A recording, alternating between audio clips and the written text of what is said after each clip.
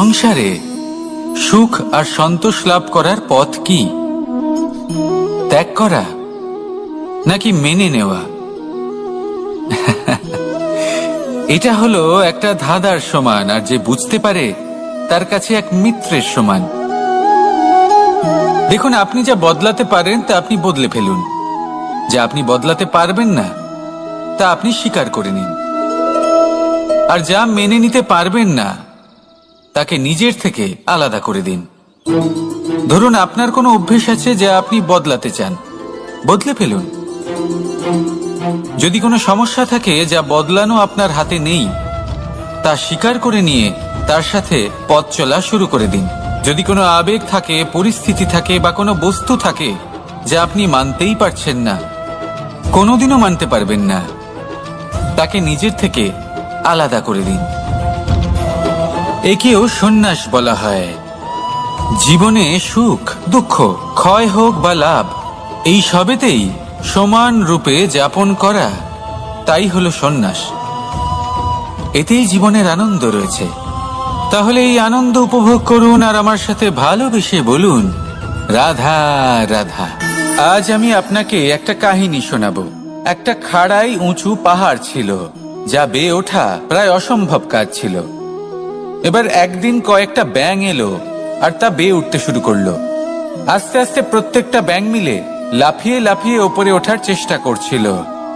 নিচে কিছু পশু দাঁড়িয়েছিল যারা বলছিল, এটা তো অসম্ভব ব্যাপার, এই ব্যাঙগুলো উঠতেই পারবে না, সকলে পড়ে যাবে।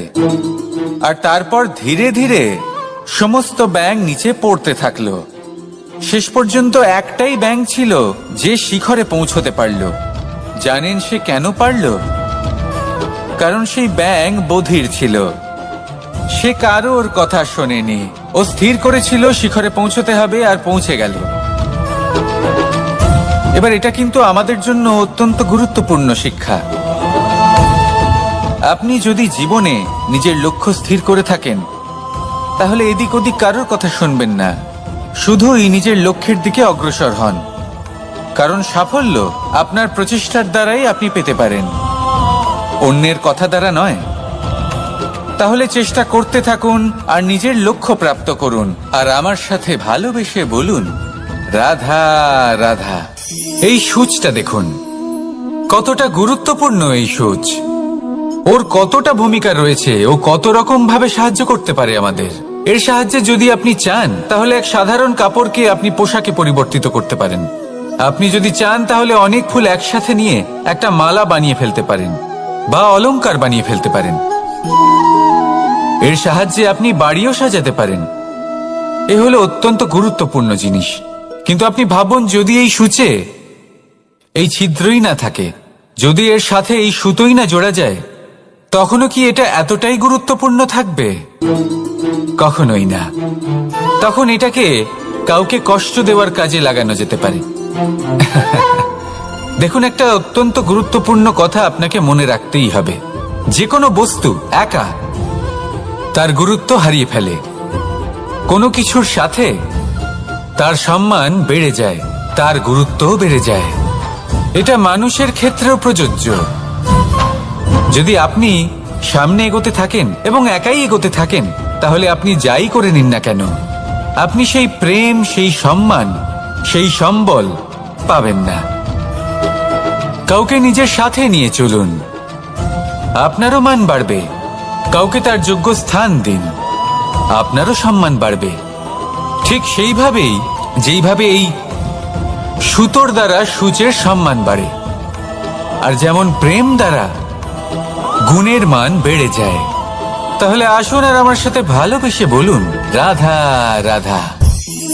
আমরা মনে করি অন্যের উপকার করা, কারোর ভালো করা, কাউকে সাহায্য করা, সেবা করা, দান করা, সুখে দুঃখে কারোর সাথে থাকা, এ হলো আমাদের জীবনের সবথেকে বড় কর্তব্য। এটাই আসল কর্তব্য। কিন্তু এটা কি সত্যি? না। কর্তব্যের জন্য অনেক সময় মানুষকে অনেক অনেক যন্ত্রণা ভোগ করতে হয়। এমন কিছু কর্তব্য থাকে যা পালনের জন্য মানুষকে এমন কিছু পথ দিয়ে যেতে হয় যেখানে কাঁটা আছে।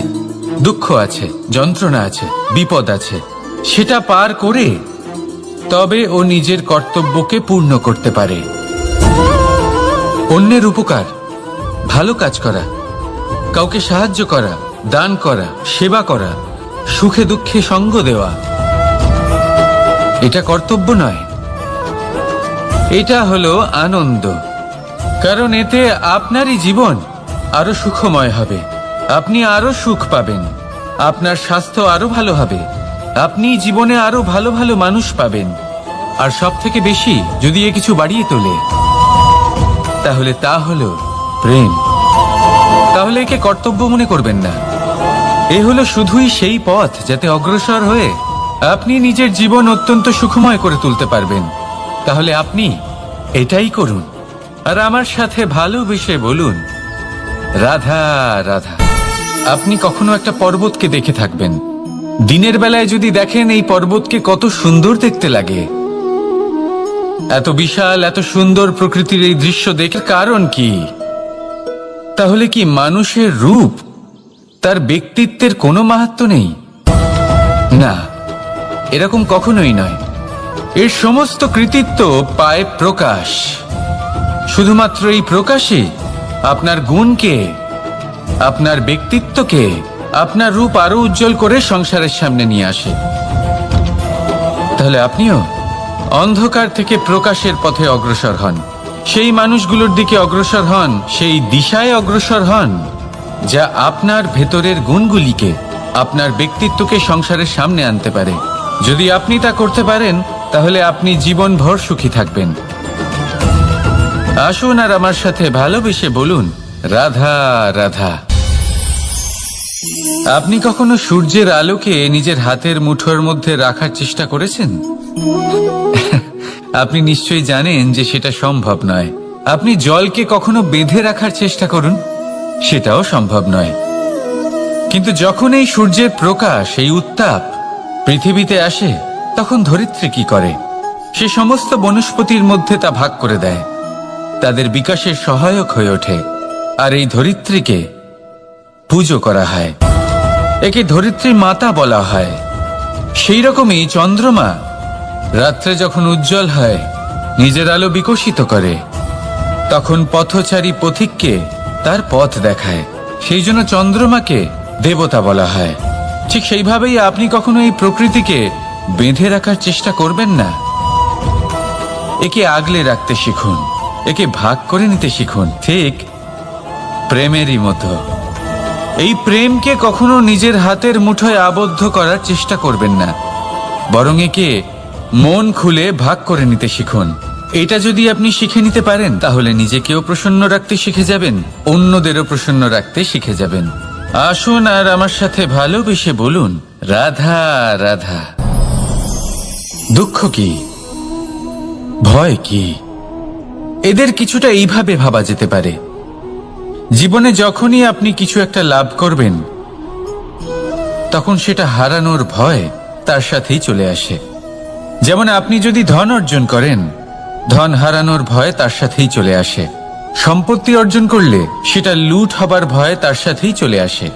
আর এটা জীবনের সাথে হয়। যেই মুহূর্তে আপনি জন্ম নেন, মৃত্যুর ভয় তার সাথেই চলে আসে। জন্ম না নিলে মৃত্যু কিভাবে হবে? মৃত্যুর ভয় কোথা থেকে আসবে?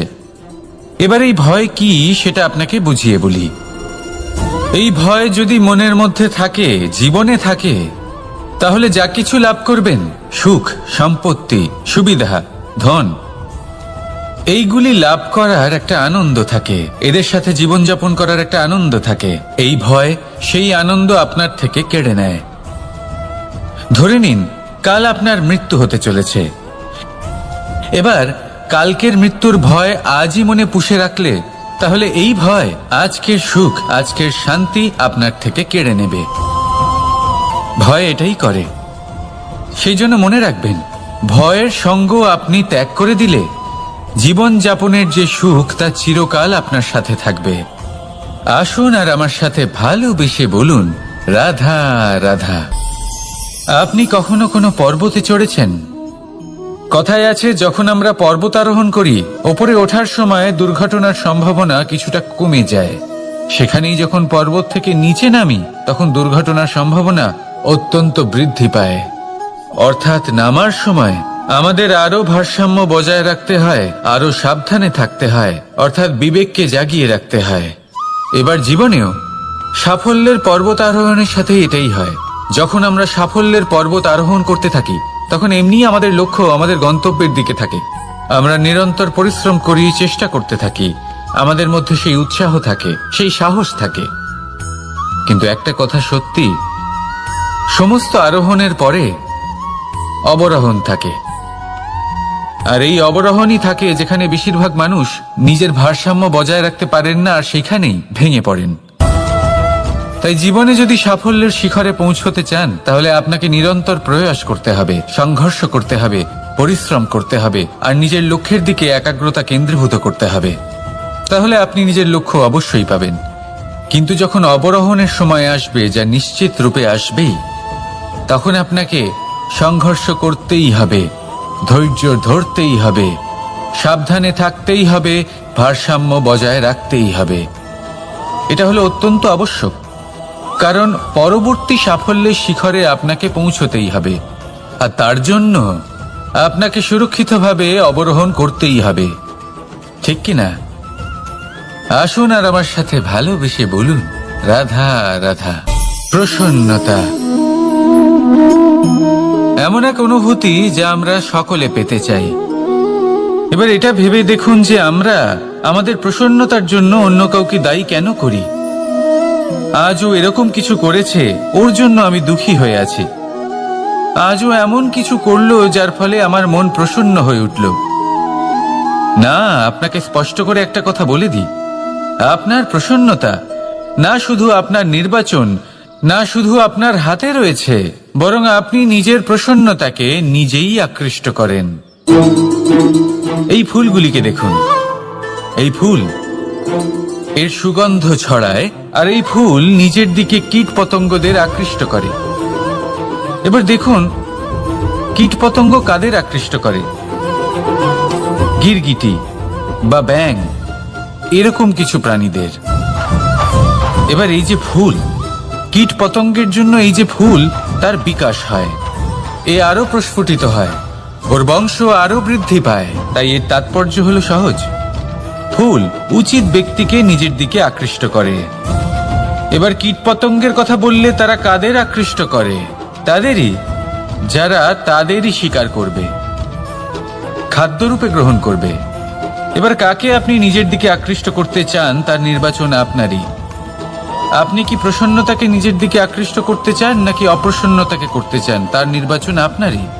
আপনি জীবনে যা কিছু পাবেন, সুখ দুঃখ, আশা নিরাশা, প্রসন্নতা অপ্রসন্নতা, সবই হলো আপনারই নির্বাচনের পরিণাম। তাহলে সঠিক নির্বাচন করুন আর আমার সাথে ভালোবেসে বলুন, রাধা রাধা।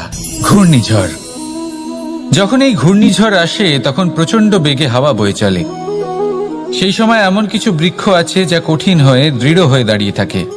সেই গাছ যা 10 বছর ধরে বা সহস্র বছর ধরে দাঁড়িয়ে থাকে, তাদেরকে আপনি খুব সহজে নাড়াতে পারবেন না।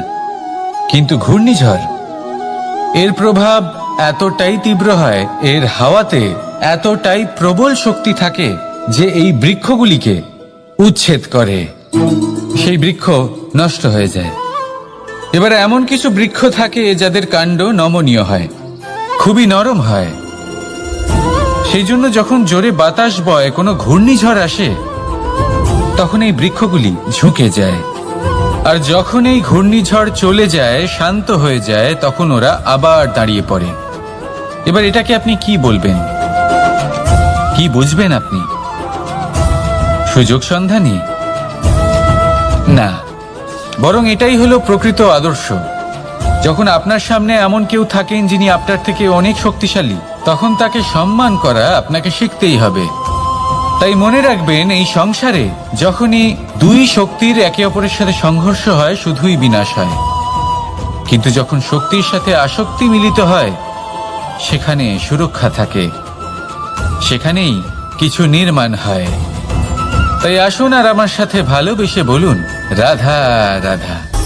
ভয়, আমরা ভয়ের বিষয়ে অনেক কথা বলি, ভয়ের থেকে সবসময় দূরে পালাই। কখনো ভেবে দেখেছেন আমরা এই ভয়ের সদ্ব্যবহারও কি করতে পারি না? নিশ্চিত রূপে করতেই পারি। এমন কোনো অক্ষর নেই যার দ্বারা কোনো মন্ত্র হয় না। তাই নিশ্চিত রূপে এই ভয়েরও সদ্ব্যবহার আমরা করতেই পারি। নির্ভর করছে আপনার দৃষ্টিভঙ্গির ওপর, আপনার প্রতিক্রিয়ার ওপর। ভয় যখন সামনে আসে দুটো পথ থাকে। প্রথমটা হলো ভয়ভীত হয়ে চুপচাপ পালিয়ে যাওয়া, আর দ্বিতীয় পথ সেই ভয়ের সম্মুখীন হওয়া। সেই ভয়ে ডুবে গিয়ে দেখুন এমন কি আছে যা আপনাকে পিছনে টেনে রাখছে। নিজের সাহসকে জাগিয়ে তুলুন, নিজেকে আরো শক্তিশালী বানিয়ে তুলুন, নিজেকে আরো শ্রেষ্ঠ বানিয়ে তুলুন, আর আপনার সামনে যা আছে সব প্রাপ্ত করে নিন। সেই ভয়, আপনি তার থেকে পালিয়ে যেতে চান নাকি তার সম্মুখীন হয়ে নিজেকে আরো শ্রেষ্ঠ বানাতে চান?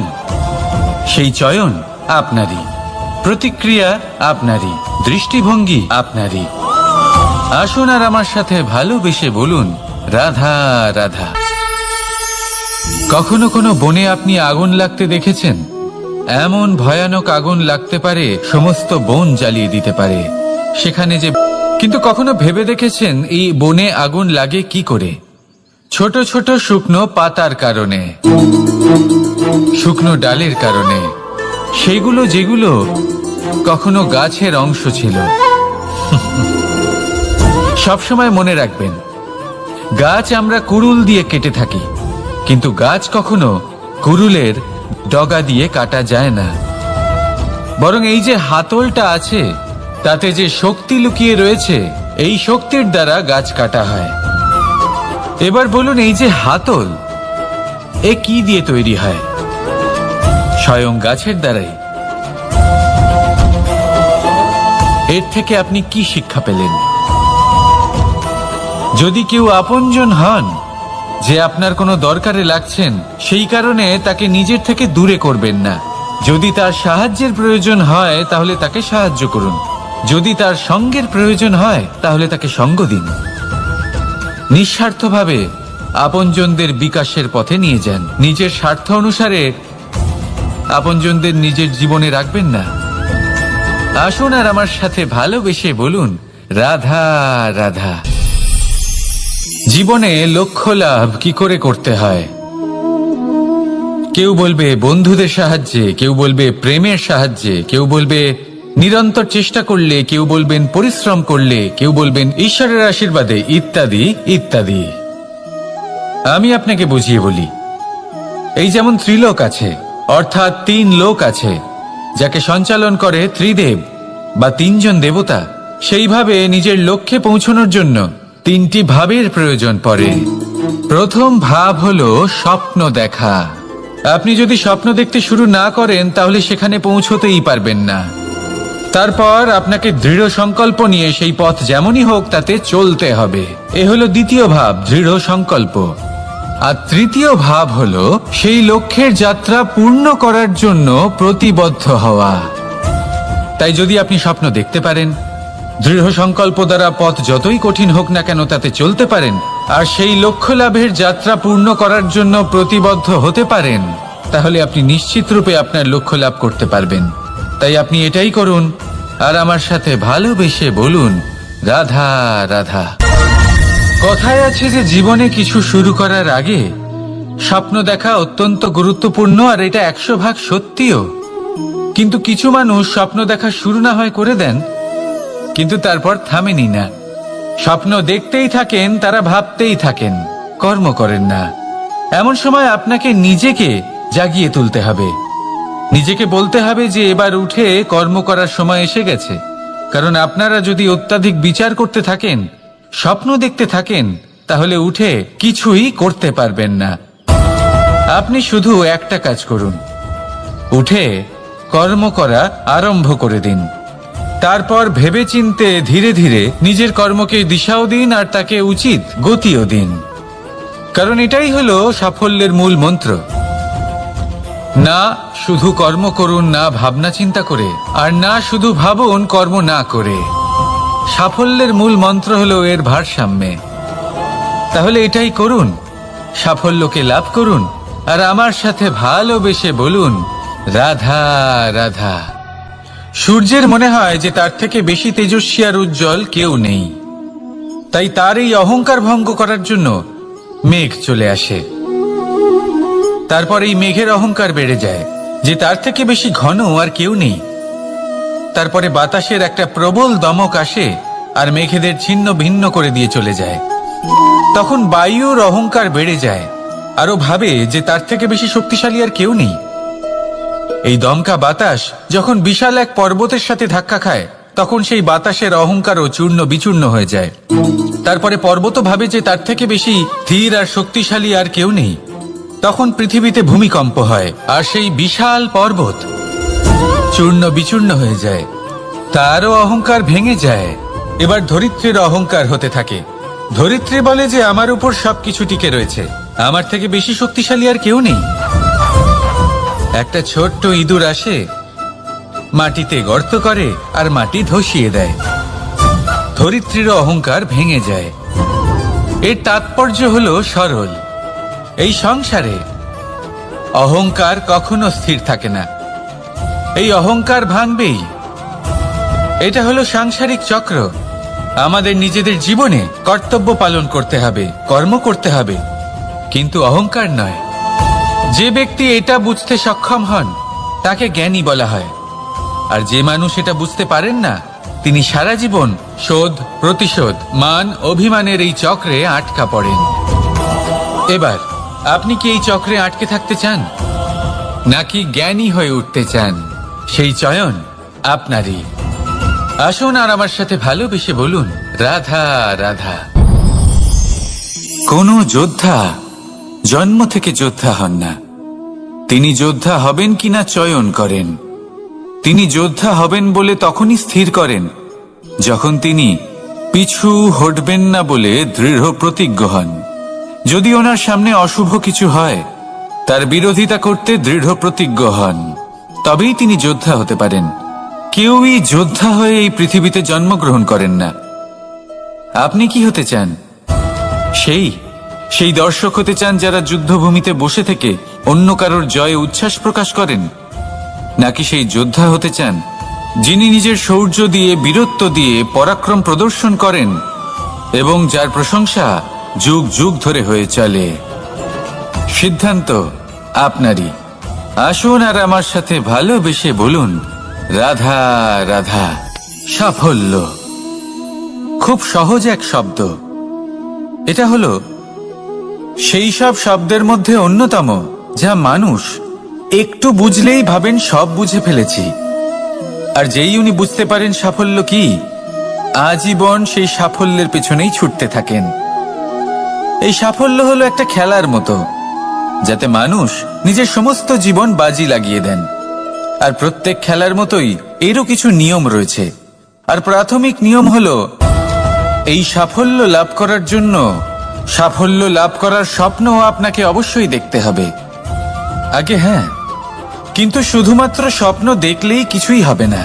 স্বপ্ন দেখুন, তারপরে আপনার নিজের নিদ্রাকে ভঙ্গ করতে হবে, দিনরাত পরিশ্রম করতে হবে, দিনরাত চেষ্টা করতে হবে, তবেই এই সাফল্য আপনার কাছে আসবে আর আপনার পদানত হবে।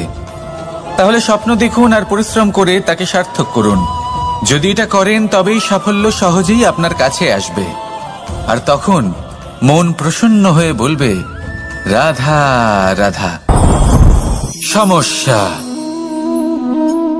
প্রত্যেকের জীবনেই সমস্যা আসা যাওয়া করে, আর প্রত্যেক মানুষ সমস্যা আসার পর তার সমাধান খুঁজতে উঠে পড়ে লাগেন। কিন্তু যখনই সমস্যার সমাধান হয়ে যায় আমরা সুপ্রসন্ন হয়ে যাই এবং অসাবধানও হয়ে যাই। আমাদের মনে হয় যে আমরা সম্পূর্ণরূপে সমস্যার অন্ত করেছি, কিন্তু কোথাও না কোথাও একটা ছোট্ট বীজ রয়েই যায়, আর সেই বীজ আমাদের অসাবধানতার ছত্রছায়ায় বড় হতে থাকে, আর তারপর মহা সংকট হয়ে আবার আমাদের উপর আক্রমণ করে। এই সংকট যে কোনো রূপে আসতে পারে, কোনো শত্রুর রূপেও আসতে পারে বা কোনো মহামারীর রূপেও আসতে পারে। সেই জন্য সব সময় সাবধান থাকাই উচিত। কারণ অসাবধান হলে কি হয়, আমাদের সুরক্ষা চক্রে একটা ছেদ উৎপন্ন হয়, আর আমাদের শেষ করতে পারে এমন এক বাণ সেই ছেদ বিন্দু হয়ে আমাদের হৃদয়ে প্রবেশ করতে পারে। তাই যে কোনো সমস্যার সমাধান করুন, জয়ী হন, উৎসবও পালন করুন, কিন্তু সাবধানে থাকবেন। আসুন আর আমার সাথে ভালোবেসে বলুন, রাধা রাধা। আমাদের জীবনে দুই ধরনের সম্পত্তি হয়ে থাকে, এক হলো ভৌতিক সম্পত্তি, এক হলো জৈবিক সম্পত্তি। অর্থ, সম্পদ, সুবিধে, খাদ্য এইসব ভৌতিক সম্পত্তির মধ্যে পড়ে। ব্যক্তি, মিত্র, পরিবার, আমাদের আপনজন, আত্মীয় স্বজন সব জৈবিক শ্রেণীতে পড়ে। আর প্রত্যেক মানুষের পক্ষে এই বিভাজন বোঝা অত্যন্ত আবশ্যক, কারণ মূলত আমাদের ব্যবহার দুই রকমের হয়ে থাকে, হয় আমরা ভালোবাসি বা আমরা সদ্ব্যবহার করি। আর সবথেকে বড় ভুল আমরা তখন করি যখন আমরা বুঝতেই পারি না যে ভালোবাসবো কাকে আর ব্যবহার করব কাকে। আমরা ভৌতিক সম্পত্তি ভালোবেসে ফেলি আর ব্যবহার করি জৈবিক সম্পত্তিকে, যেখানে এটা অনুচিত। জৈবিক সম্পত্তিকে ভালোবাসুন আর ভৌতিক সম্পত্তিকে ব্যবহার করুন। যেদিন আপনার মধ্যে এই বোধ জাগ্রত হবে যে কাকে ভালোবাসবেন আর কাকে ব্যবহার করবেন, সেই দিন আপনার জীবনে শুধুই শান্তি বিরাজমান হবে। আর তখন এই মন প্রসন্ন হয়ে বলবে, রাধা রাধা।